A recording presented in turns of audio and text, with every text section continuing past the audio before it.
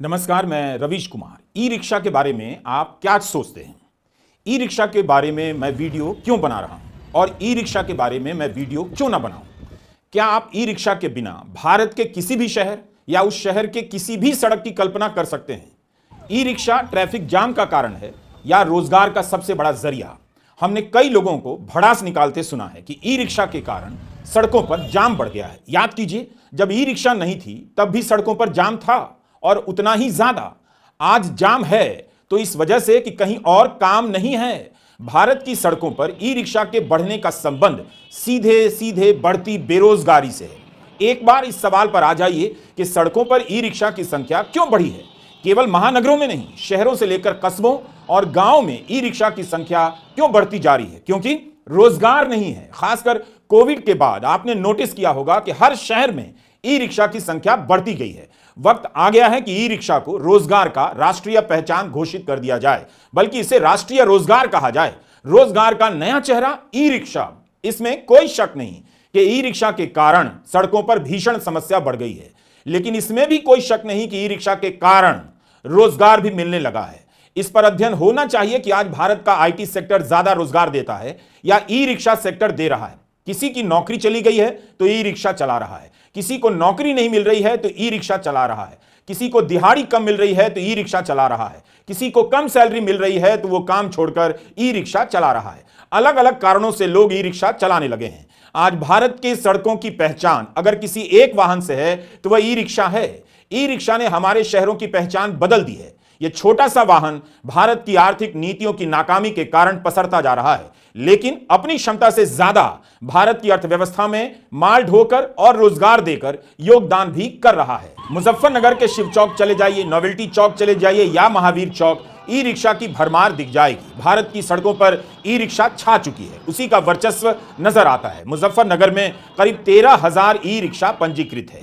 आगरा में इसकी संख्या इसी के आसपास बताई जाती है। यूपी में ई रिक्शा का पंजीकरण होने लगा है। अलग अलग राज्यों में अलग अलग नीतियां हैं और कहीं तो नीतियां भी नहीं हैं। दिल्ली में भी पंजीकरण होता है, लेकिन बहुत सारी ई रिक्शा बगैर पंजीकरण के दिल्ली में चल रही। कई शहरों में यही सुनने को मिला है कि जितनी ई रिक्शा आप सड़कों पर पंजीकृत तरीके से देखते हैं, उससे कई गुना ई रिक्शा उस शहर में चल रही है। वैध और अवैध के बीच बटी ये ई रिक्शा आज भारत के युवाओं को वैध तरीके से रोजगार देने लगी है। चाहे जैसे भी हो, आसानी से उपलब्ध हो जाती है। बेरोजगारी के इस दौर में इसके लिए ई रिक्शा की तारीफ होनी चाहिए।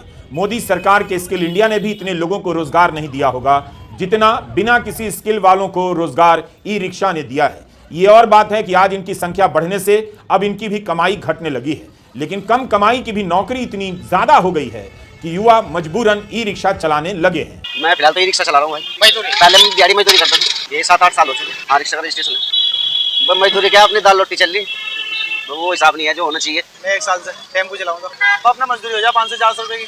टेम्पो में काम करता हूँ जब से ई रिक्शा आई थी, भाई इतने पड़ जाते हैं 500 400 रुपए, 300 400 500 अपना खर्चा चल रहा है। फिटनेस है, बीमा है, टैक्स है और ड्राइविंग लाइसेंस है रिक्शा का चलाने का। पहले ट्रैक्टर चलाते थे जी, ट्रैक्टर आमदनी कम है जी, तनख्वाह कम देते हैं। रिक्शा में भाई है मजदूरी हो जाए जी, अपनी नहीं है, अपने मजदूरी कर लेते हैं। मजदूरी जितने हो जाए 500 400 रुपए कमा ले। ई रिक्शा ज़्यादा हो रही है जी, आमदनी कम हो रही है जी। अब फिलहाल तो पढ़ाई तो ये इंटर तक रखी, नौकरी तो लग रही नहीं, क्या करें, नौकरी मिली नहीं, क्या करें। तो आज हम बात करेंगे भारत के सबसे तेजी से उभरते रोजगार के सेक्टर ई रिक्शा रोजगार सेक्टर की। भारत ई रिक्शा नेशन बन चुका है। इसके जरिए आपको भारत की अर्थव्यवस्था के तमाम सुनहरे दावों की जांच करने का मौका भी मिलेगा। पहला, ई रिक्शा कौन चलाता है, ई रिक्शा से कौन चलता है। भारत के शहरों में सार्वजनिक परिवहन नाम की चीज नहीं, लेकिन ई रिक्शा ने अपने आप सस्ते सार्वजनिक परिवहन का रूप ले लिया है। वक्त आ गया है कि हम ई रिक्शा को सरकार की योजनाओं में शामिल करें, सार्वजनिक बहसों का हिस्सा बनाएं, इसकी तकनीकी क्षमता में सुधार करने की दिशा में काम करें और सड़कों पर चलने की सही नीति बनाएं, ताकि ई रिक्शा चलाने वालों को हफ्ता ना देना पड़े और ताने ना सुनना पड़े कि इनकी वजह से जाम बढ़ गया है, बल्कि तारीफ हो कि इनकी वजह से भारत में काम मिल गया है। अगर आप किसी भी तरह से इस भ्रम में हैं कि इससे पर्यावरण का भला हो रहा है, तो आप अपनी जानकारी दुरुस्त कर लीजिए। इसमें इस्तेमाल होने वाली बैटरी के कारण पर्यावरण को खतरा भी पहुंच रहा है, जिसके बारे में आपको मीडिया में कई रिपोर्ट मिल जाएगी। सही नीति और व्यवस्था से इसका समाधान किया जा सकता है, लेकिन रोजगार के इस उभरते सेक्टर की बात पहले होनी चाहिए। अगर आप दर्शकों में से कोई ई रिक्शा चलाता है तो आप इस वीडियो को खुद भी देखिए और दूसरे साथियों को भी दिखाइए। अगर आप नहीं चलाते हैं ई रिक्शा तो ई रिक्शा को सलाम भेजिए, जाम के लिए लानत नहीं। जैसे ही आप सोचेंगे कि भारत के युवा ई रिक्शा चलाने के लिए क्यों मजबूर हो रहे हैं, आपको जवाब मिलना शुरू हो जाएगा कि टेलीविजन पर हिंदू मुस्लिम की बहस क्यों ज्यादा दिखाई दे रही है। इसका जवाब भी मिलेगा कि 10 साल में हम रोजगार के बहुत अच्छे सेक्टर विकसित नहीं कर पाए। कम से कम कमाई के सेक्टर पैदा करने वाला देश बन गया है भारत। होम डिलीवरी के लिए दौड़ती सड़कों पर मोटरसाइकिल देखिए या फिर आपके घर के सामने खड़ी ई रिक्शा। भारत की जवानी के पास आज यही दो सबसे बड़ा रोजगार का साधन है। ई रिक्शा का सेक्टर सरकार के कारण पैदा नहीं हुआ, बल्कि बेरोजगारी के कारण अपने आप भी पैदा हुआ है, लगातार पसरता जा रहा है। ई रिक्शा ने केवल दूसरे शहर में पलायन करने वालों को रोजगार नहीं दिया, बल्कि अब यह अपने ही शहर और गांव में लोगों को रोजगार दे रही है। फिर भी इसकी कोई संख्या नहीं होनी चाहिए कि भारत में इस वक्त कितनी ई रिक्शा चल रही है, कितनी कंपनियां हैं जो ई रिक्शा बनाती हैं और कितनी कंपनियां हैं जो इसके पार्ट्स बनाती हैं। इन सब का एक पोर्टल होना चाहिए और अलग से ई रिक्शा मंत्रालय होना चाहिए। मंत्री का नाम ई रिक्शा मंत्री होना चाहिए। हमने कोशिश की कि कुल संख्या पता चल जाए कि भारत में इस वक्त सड़कों पर कितनी ई रिक्शा चल रही हैं। हम सफल नहीं हो पाए। एक पुरानी मीडिया रिपोर्ट मिली 2022 में FADA फाडा यानी federation of automobile dealers associations ने एक आंकड़ा जारी किया था कि उस साल ऑटो रिक्शा से ज्यादा ई रिक्शा की बिक्री हो गई थी। 2,49,000 ई रिक्शा बिक गई।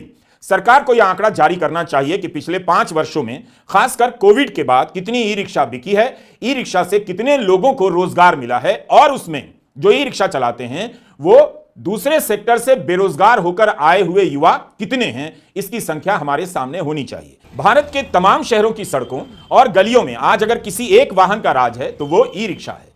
ई रिक्शा के कारण आज लखनऊ से लेकर पटना, मुजफ्फरनगर से लेकर आगरा, आगरा से लेकर अलीगढ़, अलीगढ़ से लेकर दिल्ली की सड़कें एक जैसी दिखाई देती हैं। इन शहरों के बीच इतिहास को लेकर भले आप फर्क कर सकते हैं, मगर ई रिक्शा ने इन सभी का वर्तमान और चेहरा एक जैसा बना दिया है। हर शहर में अगर कोई एक चीज कॉमन है तो वो है ई रिक्शा। बल्कि सड़कों के ऊपर अलग अलग ब्रांड की कारें आर्थिक असमानता के अलग अलग स्तर का दर्शन कराती हैं, लेकिन ई रिक्शा को देखते ही एक वर्ग की आर्थिक समानता दिखाई देने लग जाती है। हो सकता है कि आपके सामने से गुजर रही मर्सिडीज, इनोवा या नेक्सॉन दिखाई ना दे, लेकिन ऐसा हो ही नहीं सकता कि आप सड़क पर खड़े हों और आपको ई रिक्शा दिखाई ना दे। हर ई रिक्शा एक जैसी दिखती है, लेकिन ई रिक्शा बनाने वाली आज इतनी कंपनियां हैं कि उनके बारे में पता करने जाएंगे तो खुद ही ई रिक्शा बनाने लग जाएंगे, चलाने लग जाएंगे, घर नहीं लौट पाएंगे। 2010 से ई रिक्शा का आगमन शुरू होता है। उसके पहले याद कीजिए क्या तस्वीरें आप देखते थे, किस तरह की खबरें पढ़ते थे। नगर निगम का अभियान चलता था। हर साल सड़कों से साइकिल रिक्शा उठाई जाने लगती थी, जब्त हो जाती थी। लाइसेंस के नाम पर पैडल रिक्शा को उठाकर निगम के अफसर कहीं बंद कर आते थे। पैडल रिक्शा या साइकिल रिक्शा को तब सम्मानित नजर से नहीं देखा जाता था। कमजोर की सवारी मानी जाती थी और चलाने वालों को कमजोर समझकर कोई भी हाँक लेता था। आज यह समय बदल गया है। सड़कों पर ई रिक्शा की तादाद इतनी बढ़ गई है कि वही इसकी ताकत में बदल गया है। ई रिक्शा अपने आप में किसी भी शहर में एक मजबूत वोट बैंक है। आप इतनी आसानी से ई रिक्शा पर हाथ नहीं डाल सकते हैं जितनी आसानी से पैडल रिक्शा चलाने वालों को हाँक दिया जाता था। तब उनकी संख्या कम होती थी, मगर अब ई रिक्शा की संख्या हजारों में, किसी किसी शहर में उससे भी ज्यादा भर गई है। साइकिल रिक्शा पर काम करने वाले राजेंद्र रवि ने कहा कि लंबे समय तक सरकारों ने बहुत कोशिश की कि साइकिल रिक्शा सड़कों से गायब हो जाए, लेकिन कामयाबी नहीं मिली। उनका यह काम ई रिक्शा के आते ही अपने आप हो गया।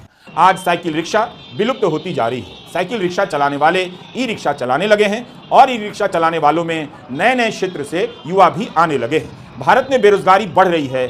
इसका सबसे बड़ा प्रमाण है भारत की सड़कों पर ई रिक्शा की संख्या का बढ़ना। ई रिक्शा की पार्किंग और चार्जिंग भी एक सहयोगी रोजगार का अलग केंद्र है। ई रिक्शा के कलपुर्जे बनाने के रोजगार पर अलग से अध्ययन और बात होनी चाहिए। यह सेक्टर आज काफी बड़ा हो चुका है। इसे अब ऑर्गेनाइज सेक्टर के रूप में देखने की जरूरत है। सड़कों पर आप ई रिक्शा को चलते हुए देखिए और ई रिक्शा से बची हुई सड़क को देखिए। ई रिक्शा से बची हुई जगह ही दूसरी गाड़ियों के लिए अब सड़क कही जा सकती है। ई रिक्शा के भीतर बैठे लोग महंगाई के बोझ से दबे हुए नजर आते हैं। इन लोगों की कमाई यानी सवारी की कमाई लगातार घटती जा रही है, तो इनके लिए ऑटो विकल्प नहीं है। ई रिक्शा ही एकमात्र साधन है। इस सेगमेंट में सवारी की संख्या बता रही है कि 10 साल में मोदी राज में कितनी बड़ी संख्या में लोग आर्थिक तरक्की के तथाकथित एक्सप्रेसवे से उतार दिए गए हैं। ऑटो चलाने वालों के लिए कम दूरी का बिजनेस घट गया है। यही कारण है कि ऑटो रिक्शा और ई रिक्शा के बीच कभी कभी टकराव हो जाता है। दिल्ली में मेट्रो स्टेशन या रेलवे स्टेशन के बाहर जाकर देखिए, ऑटो और ई रिक्शा की होड़ देखने लायक होती है। इस होड़ ने ई रिक्शा चलाने वालों को, ऑटो रिक्शा चलाने वालों को क्रिकेट का बल्लेबाज बना दिया है। वे हर सवारी को विरोधी टीम की तरफ से आती हुई गेंद की तरफ देखते हैं, नजरें गड़ाए रहते हैं, कब लोक लेना है, कब कैच कर लेना है, कब शॉट लगाना है। ज़्यादातर ई रिक्शा के पास जो सवारी है वो ऑटो से निकला हुआ सवारी है, क्योंकि ऑटो पे चलना इससे ज़्यादा महंगा है बजाय ई रिक्शा के। लेकिन इसके बीच में कन्फ्लिक्ट भी है। जैसे आप मेट्रो पे चले जाएं या मार्केट में चले जाएं, जहाँ पे ऑटो रखता है, स्टैंड है, वहाँ पे ई रिक्शा भी आ गया है। तो दोनों के बीच में झगड़े भी हैं, दोस्ती भी है, क्योंकि दोनों को इकट्ठे ही रहना होता है। एक तीसरी कठिनाई है कि ट्रैफिक पुलिस ने कुछ सड़कों पे चलने के लिए एक रोक लगा दिया है इनसे।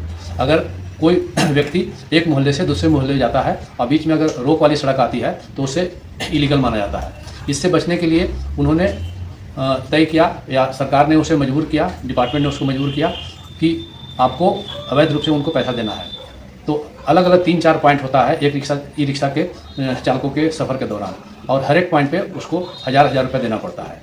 तो यह बहुत ही देखने वाला खूबसूरत रोजगार है, लेकिन इसके अंदर जो है बहुत सारी समस्याएं हैं। उत्तर प्रदेश सरकार ने कुंभ मेले के लिए ई रिक्शा का एक ऐप शुरू करने का फैसला किया है। ऐसी खबरें छपी हैं जिनमें लिखा गया है कि श्रद्धालुओं की सुगम, सुरक्षित और सुविधाजनक यात्रा के लिए योगी सरकार कटिबद्ध है। यानी ई रिक्शा सुगमता, सुरक्षा और सुविधा, इन सब का प्रतीक बनता जा रहा है। ई रिक्शा पर इस वीडियो के लिए हम मीडिया में छपी हुई खबरों की तलाश कर रहे थे। नवंबर 2023 की जागरण की खबर है, सीएम योगी की सख्ती के बाद मथुरा की तर्ज पर अब लखनऊ में लगेगा ई रिक्शा पर प्रतिबंध, पंजीकरण पर लगाई गई रोक। फिर उसी साल दिसंबर की खबर मिली हिंदुस्तान और नवभारत टाइम्स की कि यूपी की योगी सरकार हर जिले में 250 ई रिक्शा बांटेगी। यह ई रिक्शा महिलाओं को दिया जाएगा। योगी सरकार के मिशन शक्ति योजना के तहत ई रिक्शा प्रशिक्षण कार्यक्रम आयोजित किया जा रहा है। इसके अंतर्गत प्रत्येक जिले से 1000 महिलाओं को प्रशिक्षित किए जाने का लक्ष्य है। तो आप अपने अपने जिले में, अगर आप उत्तर प्रदेश के हैं तो जाकर सड़कों पर देखिए कि इस कार्यक्रम के तहत कितनी महिलाएं ई रिक्शा चलाती हुई नजर आती हैं। पता तो कीजिए। कभी प्रतिबंध की खबरें तो कभी वितरण की खबरें। यह बताता है कि सरकार के पास कोई चारा नहीं, वह मुश्किल में है। कभी वह ई रिक्शा को जाम और सड़कों पर अराजकता के रूप में देखती है, कभी वह ई रिक्शा को काम के अवसर के रूप में देखने लग जाती है। लखनऊ की सड़कों पर जाकर देखिए, लगेगा कि अगर कोई एक वाहन इस शहर को पहचान दे रहा है तो वह है ई रिक्शा। ई रिक्शा ही लखनऊ के नए नवाब हैं। लखनऊ की सारी गरीबी और बेरोजगारी को किसी ने अपनी सीट पर बिठाया है तो वह है ई रिक्शा। यह वीडियो लखनऊ का है। जागरण की 2023 की एक रिपोर्ट मिली जिसमें लिखा है, लखनऊ में हर महीने 1000 ई रिक्शा का पंजीकरण हो रहा है। तो इस तादाद में ई रिक्शा की खपत हो रही है, मतलब बेरोजगारी बढ़ती जा रही है। यहां एक और मसला है जिसके बारे में हमारे पास समग्र जानकारी नहीं है, लेकिन अंदेशे के रूप में हम व्यक्त करना चाहते हैं। ई रिक्शा के मालिकाना पैटर्न का मसला। इसके मालिकों का पैटर्न क्या है? वे किस राजनीतिक दल से संबंध रखते हैं? किसके कार्यकर्ता हैं? रूट को लेकर बहुत मारामारी रहती है। तो किस रूट पर कितनी ई रिक्शा चलेगी, किसकी ई रिक्शा चलेगी और ई रिक्शा चलाने वाले किसे हफ्ता देंगे, यह सब कौन तय कर रहा है, कैसे तय होता है? जाहिर है इसका संबंध राजनीतिक संरक्षण से भी होगा, और अगर पत्रकारिता जिंदा है तो वो इन सब चीजों के बारे में जानकारी जुटाएगी। छापने की हिम्मत होगी तो छाप देगी। देखना चाहिए कि क्या ई रिक्शा के पीछे मालिकों का नया नेटवर्क खड़ा हुआ है। मालिकों ने अपनी कमाई का हिसाब जीएसटी से लेकर आयकर विभाग को ठीक से दिया भी है या नहीं।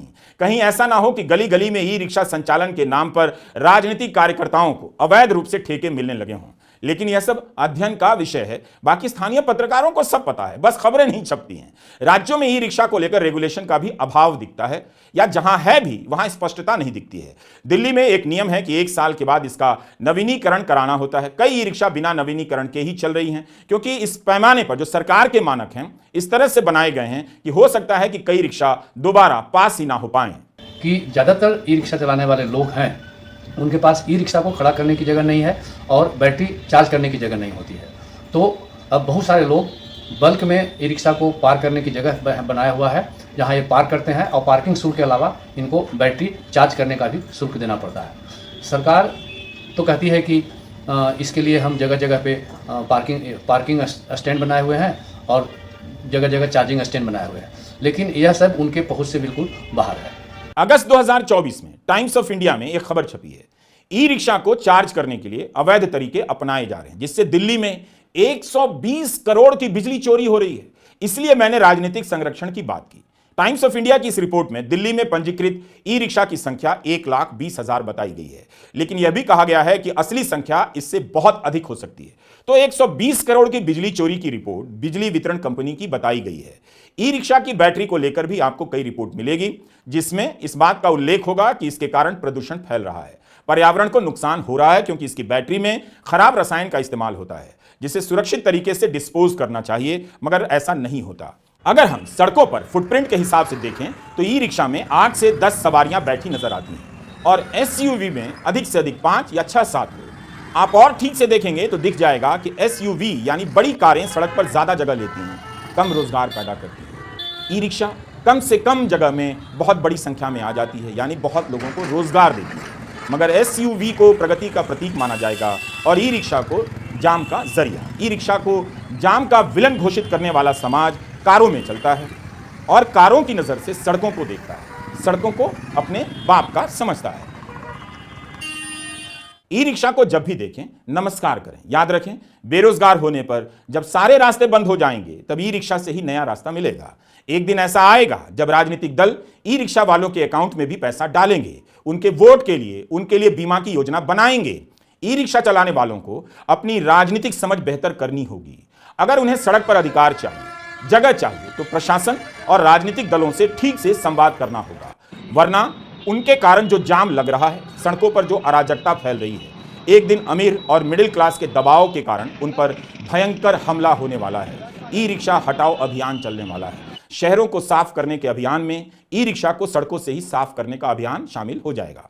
तो ऐसी स्थिति ना आए, इसलिए जरूरी है कि एक सुरक्षित रास्ता निकाला जाए। ई रिक्शा भी अपने तरफ से नियमों का प्रस्ताव पेश करें, नियमों का पालन करें। मर्सिडीज चलाने वाले वैसे भी भारत छोड़कर जा रहे हैं, अमेरिका में बस रहे हैं, तो वक्त आ गया है कि ई रिक्शा को ही इंडिया का मर्सिडीज घोषित कर दिया जाए। नमस्कार, मैं रवीश कुमार।